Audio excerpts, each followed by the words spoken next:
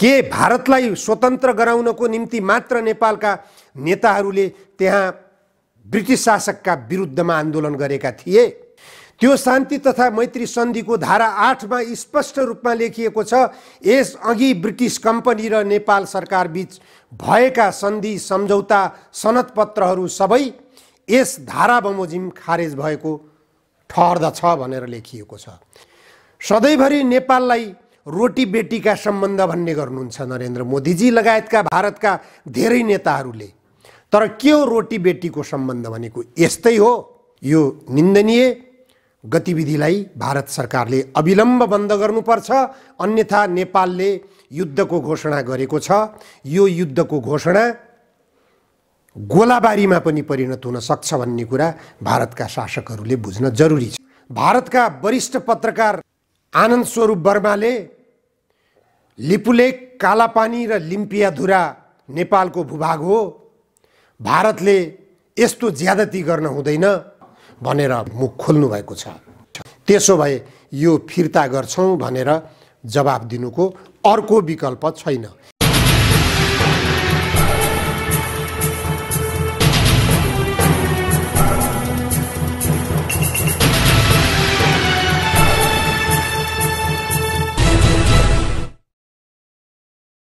नमस्कार, जनधारणा खबरको युट्युब च्यानलमा यहाँहरूलाई स्वागत छ। आजको जनचासोको 235 श्रृङ्खलामा म उपस्थित भएको छु। निमकान्त पाण्डे। आज 2078 साल माघ 1 गते नेपालले छिमेकी देश भारतसँग एक किसिमले युद्धको घोषणा गरेको छ भन्दा पनि हुन्छ। सानो देशले ठुलो देशसँग युद्धको घोषणा हतियार बोकेर गर्नु पर्दैन। हतियार नबोकेरै पनि युद्धको घोषणाको आशय बुझ्न सकिन्छ। भारतका प्रधानमन्त्री नरेन्द्र मोदीले नेपालको भूभाग लिपुलेक हुँदै कैलाश मानसरोवरसम्म सडक सञ्जाल विस्तार गर्ने भनेर घोषणा गरे लगत्तै नेपालको राजनीति तरङ्गित बनेको छ। नेपालका सबै राजनीतिक दलहरू यो सवालमा एकै ठाउँ उभिएका छन्। खुसीको कुरा भन्नुपर्छ, सत्तासीन दल गठबन्धनका पार्टीहरू सबैले मुख खोलेका छन् भारतीय हस्तक्षेपका विरुद्धमा। नेपाली काङ्ग्रेसका महामन्त्री द्वय गगन थापा र विश्वप्रकाश शर्माले संयुक्त विज्ञप्ति जारी गर्दै भारतीय हस्तक्षेप तत्काल बन्द गर, नेपाली भूभाग अतिक्रमण गरेर सडक विस्तार गर्छु भन्ने प्रधानमन्त्री नरेन्द्र मोदीको घोषणा, नरेन्द्र मोदीको अभिव्यक्ति स्वीकार्य छैन। यस्तो हस्तक्षेपकारी गतिविधि आपत्तिजनक छ भनेर विज्ञप्ति सार्वजनिक भएको छ। नेपाली काङ्ग्रेसकै सभापति शेरबहादुर देउवा अहिले प्रधानमन्त्रीमा हुनुहुन्छ। त्यसैगरी सत्ता गठबन्धन दल नेकपा माओवादी केन्द्रका विदेश विभाग प्रमुख नारायण काजी श्रेष्ठले पनि लिपुलेक नेपालको भूभाग हो, नेपालको भूभागलाई भारतले सडक विस्तार गर्दैछु भनेर घोषणा गर्नु र त्यहाँ अतिक्रमण गर्नु आपत्तिजनक कुरा हो भनेर उद्घोष गर्नुभएको छ। यसअघि प्रमुख प्रतिपक्षी दल नेकपा एमाले पनि यो विषयमा मुख खोलिसकेको छ। यो विषयमा मैले हिजो पनि चर्चा गरिसकेको छु। सँगै सत्ता गठबन्धन दलका पार्टी जनमोर्चा नेपालले पनि यो विषयमा भारत सरकारलाई सचेत गराएको छ। यसैबीच भारतका वरिष्ठ पत्रकार आनन्द स्वरूप वर्माले लिपुलेक, कालापानी र लिम्पियाधुरा नेपालको भूभाग हो, भारतले यस्तो ज्यादती गर्न हुँदैन, नेपालको भूभाग कि त सहमतिबाट गर्नुपर्ने हुन्छ, अन्यथा नेपालको असहमतिका बीच सडक सञ्जाल विस्तार गर्छु भनेर यसरी गर्नु हुँदैन। भारत सरकारले छिमेकी देशहरूसँग राम्रो सम्बन्ध बनाउनु पर्छ भनेर मुख खोल्नु भएको छ। प्रधानमन्त्री नरेन्द्र मोदीले उद्घोष गर्नुभएको लिपुलेक हुँदै कैलाश मानसरोवरसम्म सडक सञ्जाल विस्तार गर्ने र कैलाश मानसरोवरसम्मको यात्रा सुगम गराउने भनेर बोलेको कुराले सर्वत्र आलोचना खेपिरहेको छ। नेपालका सत्ता गठबन्धन दल मात्र नभएर नेपाल कम्युनिस्ट पार्टीका महासचिव विप्लवले पनि भारतीय यो हस्तक्षेपकारी गतिविधिको विरोध गर्नुभएको छ। त्यस पार्टीका प्रवक्ता प्रकाण्डले पनि मुख खोल्नु भएको छ। नेकपा क्रान्तिकारी माओवादीका महासचिव मोहन वैद्य किरणले पनि यो विषयमा आपत्ति जनाउनु भएको छ। नेपालका सबै राजनीतिक दलहरू, संसद भित्रका राजनीतिक दलहरू र संसद बाहिरका राजनीतिक दलहरू सबै भारतीय यो हस्तक्षेपको विरुद्धमा एकै ठाउँ उभिएका छन्। यो भनेको भारतका विरुद्ध एक किसिमले नेपालले युद्धको घोषणा गरेको रूपमा भारतले बुझ्न जरुरी छ। भारतसँग नेपालले हतियार युद्ध गरेर लड्न सक्दैन। नेपालको सेनाले भारतको सेनासँग लड्न समस्या पर्छ, किनभने नेपालको सेनाको सङ्ख्या सानो छ, भारतको सेनाको सङ्ख्या ठुलो छ र त्यसमा पनि भारत विकसित मुलुक छ। उससँग अत्याधुनिक हतियारहरू होलान्। उसले हतियारकै युद्ध लड्ने हो भने भारतले नेपाललाई पराजित गर्न सक्ला। तर नेपालसँग अरू देशहरू पनि जोडिन सक्छन् भन्ने कुरा भारतले हस्तक्षेपकारी मानसिकता लागू गर्ने बेलामा बुझ्न जरुरी छ। यो नेपालका तर्फबाट युद्धको घोषणा भएको हो। युद्धको घोषणालाई भारतले कसरी लिने? कूटनीतिक माध्यमद्वारा संवाद गरेर यो समस्यालाई सल्टाउने कि के गर्ने? वास्तवमा भन्ने हो भने सुगौली सन्धिदेखि नै नेपाल र भारत बीचको सीमा समस्या सृजना भएको छ भन्ने कुरा भारतीय शासकहरूले बुझ्न जरुरी छ। म स्वयंले भारतको नयाँ दिल्लीमा जवाहरलाल नेहरू युनिभर्सिटीमा आयोजना गरिएको आजभन्दा 8 वर्ष अगाडिको एउटा विचारगोष्ठीमा नेपाल र भारत सम्बन्ध कसरी विकसित गर्ने, कसरी सुमधुर बनाउने भन्ने विषयमा बोल्ने क्रममा मैले त्यहाँ सबै भारतका पत्रकारहरू, भारतका बुद्धिजीवीहरू, भारतका लेखकहरू, भारतका उच्च पदस्थ सरकारी कर्मचारीहरू लगायतको उपस्थितिमा नेपालका 30 जना पत्रकारहरूको उपस्थिति थियो। त्यहाँ मैले बोलेको थिएँ, सुगौली सन्धिबाट नेपालले गुमाएको भूमि जबसम्म भारतले नेपाललाई फिर्ता गर्दैन तबसम्म नेपाल र भारतको बीचमा सीमा विवाद चलिरहन्छ। किनभने भारतले जहिले पनि मेरो यहाँसम्म भन्दै सीमा कचोड्दै, सीमा अतिक्रमण गर्दै गइरहने प्रवृत्तिले गर्दाखेरि भारत र नेपालको बीचमा सीमा समस्या समाधान हुन सक्दैन। सुगौली सन्धि तत्कालीन ब्रिटिस शासकहरूसँग भएको थियो। ब्रिटिस शासकहरूले भारतको तर्फबाट प्रतिनिधित्व गरेका थिए भने तत्कालीन नेपाल सरकारले दस्तखत गरेको थियो। तर त्यो सुगौली सन्धिबाट नेपालले गुमाएको भूमि अहिले पनि भारतको कब्जामा छ। ब्रिटिस शासकहरूलाई भारतबाट भगाउने बेला, लखेट्ने बेला नेपालका राजनीतिक दलका नेताहरूले पनि महात्मा गान्धीको जेल भरो आन्दोलनमा सहभागिता जनाएका छन्। तत्कालीन नेपालका नेताहरू विश्वेश्वर प्रसाद कोइराला, गणेशमान सिंह, डाक्टर केआई सिंह, डाक्टर डिल्ली रमन रेग्मी, मनमोहन अधिकारी, गिरिजा प्रसाद कोइराला, कृष्ण प्रसाद भट्टराई लगायतका दर्जनौं नेताहरूले महात्मा गान्धीको जेल भरो आन्दोलनमा सहभागिता जनाएर ब्रिटिस शासकहरूका विरुद्धमा आन्दोलन गरेका थिए।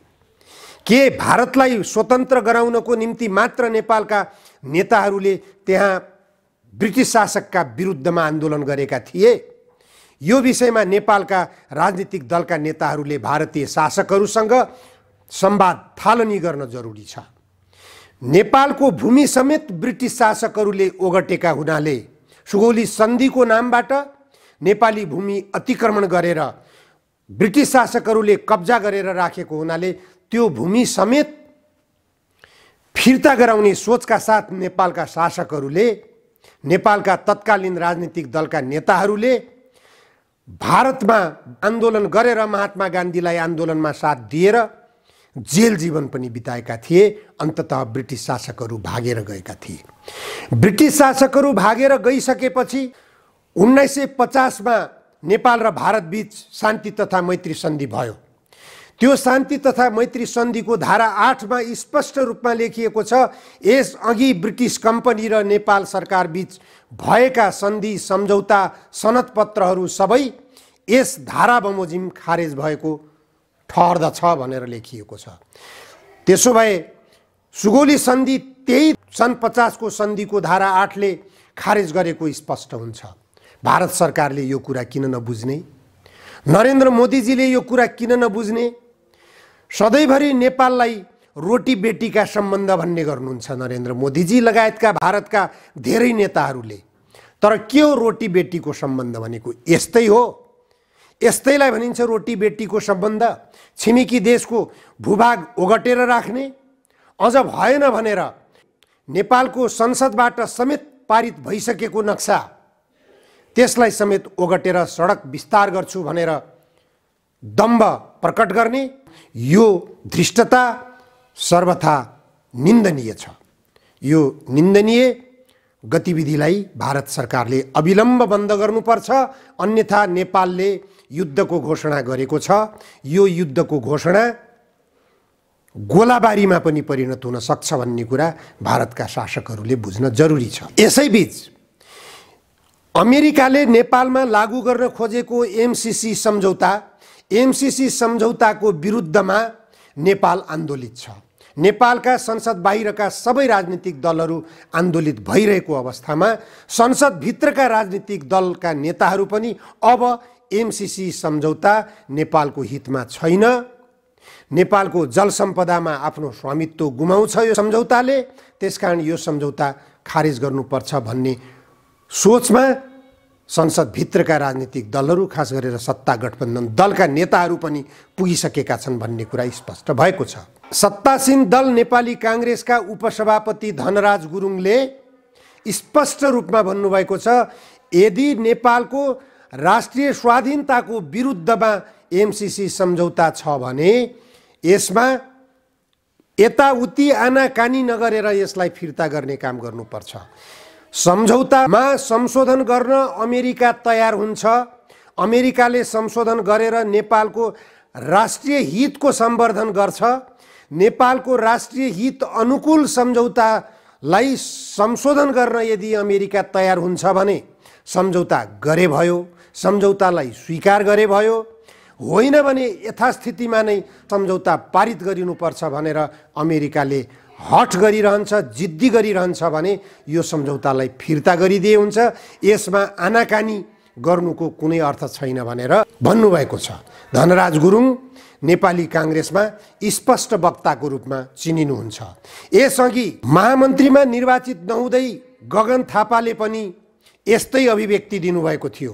एमसीसी सम्झौताका कतिपय धाराहरू नेपालको राष्ट्रिय हितमा नभएकाले त्यसमा स्पष्ट रूपमा राष्ट्रिय सहमति बनाएर मात्र एमसीसी सम्झौताको विषयमा निर्णय लिनुपर्छ भनेर गगन थापाले पनि बोल्नुभएको थियो।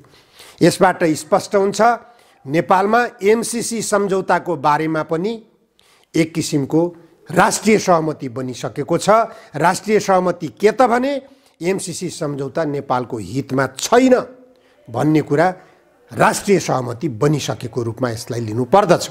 अमेरिकाले सजिलैसँग यसलाई फिर्ता लिन सक्ने गरिकन नेपालका अहिलेका सत्ता गठबन्धन दलका नेताहरूले सडकको आवाजलाई समेत मध्यनजर गरेर र संसदभित्रका राजनीतिक दलहरू बीचमा पनि यसलाई यथास्थितिमा पारित गर्न हुँदैन भन्ने कुरामा जो आम सहमति बनिरहेको छ, यही सहमतिलाई मध्यनजर गरेर अमेरिकाले एमसीसी सम्झौतामा भइसकेका लेखिएका बुँदाहरू एकपटक सम्झौता भइसकेका हुनाले, एकपटक लेखिसकिएका हुनाले यसमा संशोधन हुन सक्दैन भनेर स्पष्ट जवाफ उसले पनि दिइसकेको छ।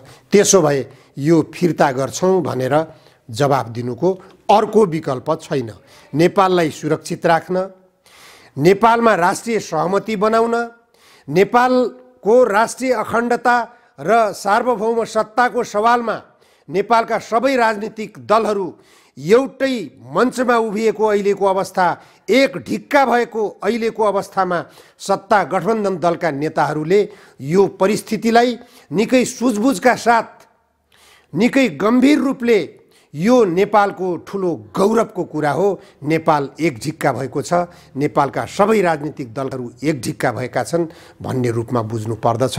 यसलाई फिर्ता गर्ने र लिपुलेक, कालापानी र लिम्पियाधुराको सवालमा पनि भारतसँग जमेर छलफल गर्ने सबै राजनीतिक दलहरूको राष्ट्रिय सहमति बनेको बेलामा यो संवादलाई अगाडि बढाउन ढिला गर्नु हुँदैन।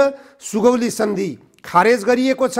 1950 को सन्धिको धारा 8 को व्याख्या गर्न भारतका सत्ता गठबन्धन दलका नेताहरू, भारतको प्रमुख प्रतिपक्षी दलका नेताहरू सबैलाई नेपालले सार्वजनिक रूपमै विज्ञप्ति जारी गरेर पनि उनीहरूलाई छलफलको निम्ति आमन्त्रण गर्नुपर्दछ र यो लामो समयदेखि कचल्टिएको सुगौली सन्धिबाट भारतको अधीनमा रहेको, भारतको कब्जामा रहेको नेपाली भूभागलाई मुक्त गराएर नेपालको स्वामित्वमा कायम गराउन विलम्ब गर्नु हुँदैन। हस्, आजलाई यति मात्र। धन्यवाद।